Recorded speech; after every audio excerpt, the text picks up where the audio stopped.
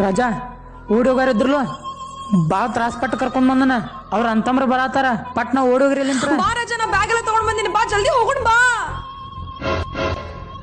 ಮಾತಾಡ್ಲ ರಾಜ ಯಪ್ಪ ಕುಡ್ದ ನೀವ ಏ ಅವ್ರ ಅಂತಮ್ರ ಬರತಾರೋ ಪಟ್ನ ಓಡೋಗ್ರಿ ನಮ್ಮ ಮನ್ಸು ನಮ್ಗೆ ಒಳ್ಳೇದ್ ಮಾಡಿದ್ರೆ ದೇವರು ಅಷ್ಟೇ ಸಾಕು. ಮರ ಯಾಕೆ ನಮ್ಗೆ ಏನಂತೀರ?